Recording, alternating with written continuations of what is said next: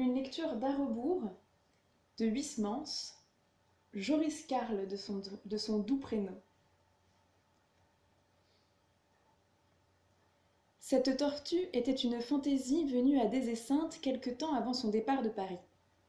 Regardant un jour un tapis d'Orient, à reflets, et suivant les lueurs argentées qui couraient sur la trame de la laine, jaune aladin et violet prune, il s'était dit « Il serait bon de placer sur ce tapis quelque chose qui remuât et dont le ton foncé aiguisât la vivacité de ses teintes. » Possédé par cette idée, il avait vagué au hasard des rues, était arrivé au Palais Royal, et devant la vitrine de chevet s'était frappé le front. Une énorme tortue était là, dans un bassin. Il l'avait achetée. Puis, une fois abandonnée sur le tapis, il s'était assis devant elle et l'avait longuement contemplée en clignant de l'œil. Décidément, la couleur, le ton de sienne crue de cette carapace salissait les reflets du tapis sans les activer. Les lueurs dominantes de l'argent étincelaient maintenant à peine, rompant avec les tons froids du zinc écorché sur les bords de ce test dur et terne. Il se rongea les ongles, cherchant les moyens de concilier ses mésalliances, d'empêcher le divorce résolu de ses tons. Il découvrit enfin que sa première idée, consistant à vouloir attiser les feux de l'étoffe par le balancement d'un objet sombre mis dessus, était fausse. En somme, ce tapis était encore trop voyant, trop pétulant, trop neuf. Les couleurs ne s'étaient pas suffisamment émoussées et amoindries. Il s'agissait de renverser la proposition, d'amortir les tons, de les éteindre par le contraste d'un objet éclatant, écrasant tout autour de lui, jetant de la lumière d'or sur de l'argent pâle. Ainsi posée, la question devenait plus facile à résoudre. Il se détermina, en conséquence, à faire glacer d'or la cuirasse de sa tortue. Une fois rapportée de chez le praticien qui la prit en pension, la bête fulgura comme un soleil, rayonna sur le tapis dont les teintes repoussées fléchirent, avec des irradiations de pavois visigoths aux squames imbriqués par un artiste d'un goût barbare. Des Esseintes fut tout d'abord enchanté de cet effet. Puis il pensa que ce gigantesque bijou n'était qu'ébauché, qu'il ne serait vraiment complet qu'après qu'il aurait été incrusté de pierres rares.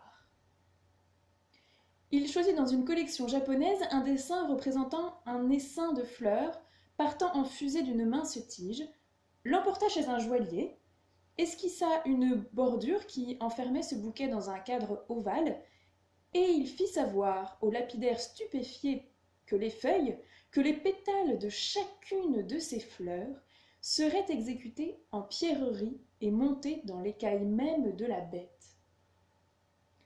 Le choix des pierres l'arrêta. Le diamant est devenu singulièrement commun depuis que tous les commerçants en portent au petit doigt. Les émeraudes et les rubis de l'Orient sont moins avilis, lancent de rutilantes flammes, mais ils rappellent par trop ces yeux verts et rouges de certains omnibus qui arborent des fanaux de ces deux couleurs le long des tempes. Quant aux topazes, brûlées ou crues, ce sont des pierres à bon marché, chères à la petite bourgeoisie qui veut serrer des écrins dans une armoire à glace.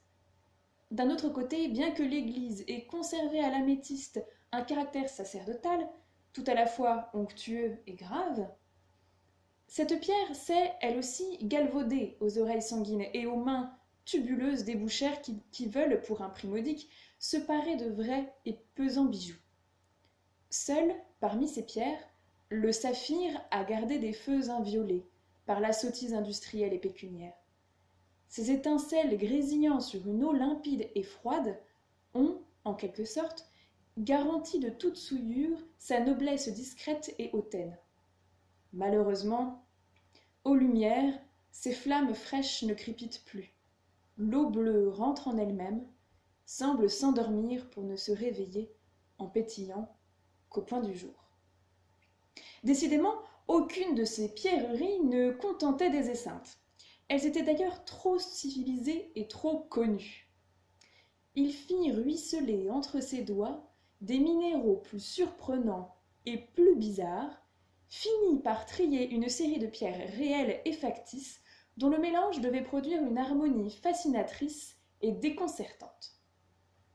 Il composa ainsi le bouquet de ses fleurs.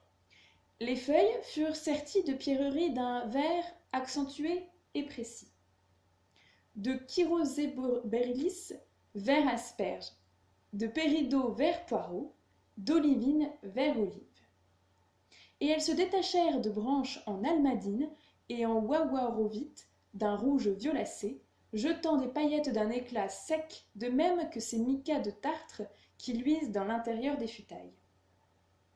Pour les fleurs, isolées de la tige, éloignées du pied de la gerbe, il usa de la cendre bleue.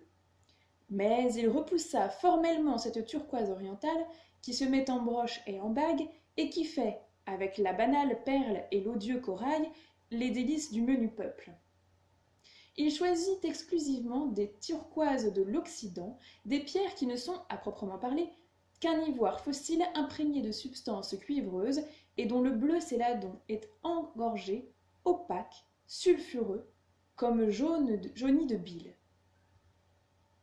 Cela fait, il pouvait maintenant enchâsser les pétales de ses fleurs épanouies au milieu du bouquet, de ses fleurs les plus voisines, les plus rapprochées du tronc, avec des minéraux transparents, aux lueurs vitreuses et morbides, aux jets fiévreux et aigres. Il les composa uniquement d'yeux de chat de Ceylan, de cymophane et de saphirine. Ces trois pierres dardaient en effet des scintillements mystérieux et pervers, douloureusement arrachés du fond glacé de leur eau trouble. L'œil de chat d'un gris verdâtre, strié de veines concentriques qui paraissent se remuer, se déplacer à tout moment selon les dispositions de la lumière. La cymophane, avec des moires azurées courant sur la teinte laiteuse qui flotte à l'intérieur. La saphirine, qui allume des feux bleuâtres de phosphore sur un fond de chocolat brun sourd. Le lapidaire prenait note à mesure des endroits où devaient être incrustées les pierres. « Et la bordure de la carapace » dit-il à Des Esseintes. Celui-ci avait d'abord songé à quelques opales et à quelques hydrophanes. Mais ces pierres, intéressantes par l'hésitation de leur couleur, par le doute de leur flamme, sont par trop insoumises et infidèles. L'opale a une sensibilité trop rhumatismale, le jeu de ses rayons s'altère suivant l'humidité, la chaleur ou le froid. Quant à l'hydrophane, elle ne brûle que dans l'eau et ne consent à allumer sa braise grise qu'alors qu'on la mouille. Il se décida enfin pour des minéraux dont les reflets devaient s'alterner. Pour l'hyacinthe de Compostelle, rouge acajou, l'aigue marine, vert glauque, le rubis balai, rose vinaigre, le rubis de Sudermanie, ardoise pâle. Leur faible chatoiement suffisait à éclairer les ténèbres de l'écaille et laisser sa valeur à la floraison des pierreries qu'ils entouraient d'une mince guirlande de feux vagues. Des Esseintes regardait maintenant, blotti en un coin de sa salle à manger, la tortue qui rutilait dans la pénombre. Il se sentit parfaitement heureux. Ses yeux se grisaient à ces resplendissements de corolle en flammes sur un fond d'or. Puis, contrairement à ses habitudes, il avait appétit et il trempait ses rôtis enduites d'un extraordinaire beurre dans une tasse de thé, un impeccable mélange de siafayoun, de moyoutan et de kanski, des thés jaunes venus de Chine en Russie par d'exceptionnelles caravanes. Il buvait ce parfum liquide dans ces porcelaines de la Chine, dites coquilles d'œufs tant elles sont diaphanes et légères, et de même qu'il n'admettait que ces adorables tasses, il ne se servait également en fait de couvert que d'authentiques vermeils, un peu dédorés, alors que l'argent apparaît un tantinet sous la couche fatiguée de l'or et lui donne ainsi une teinte d'une douceur ancienne, tout épuisée, toute moribonde. Après qu'il eut bu sa dernière gorgée, il rentra dans son cabinet et fit apporter par le domestique la tortue qui s'obstinait à ne pas bouger. La neige tombait. Aux lumières des lampes, des herbes de glace poussaient derrière les vitres bleuâtres et le givre, pareil à du sucre fondu, scintillait dans les culs de bouteilles des carreaux tiquetés d'or. Un silence profond enveloppait la maisonnette engourdie dans les ténèbres. Des esseintes rêvassaient. Le brasier chargé de bûches emplissait d'effluves brûlant la pièce. Il entr'ouvrit la fenêtre. Ainsi qu'une haute tenture de contre-hermine, le ciel se levait devant lui, noir et moucheté de blanc.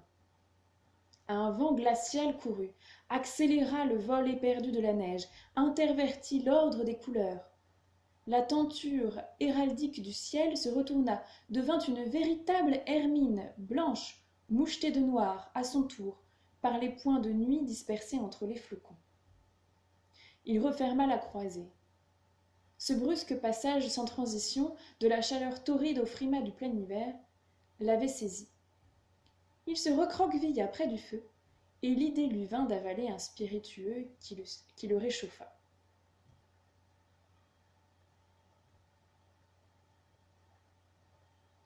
Il s'inquiéta de la tortue. Elle ne bougeait toujours point. Il la palpa. Elle était morte. Sans doute habituée à une existence sédentaire, à une humble vie passée sous sa pauvre carapace, elle n'avait pu supporter le luxe éblouissant qu'on lui imposait, la rutilante chape dont on l'avait vêtue, les pierreries dont on lui avait pavé le dos, comme un ciboire.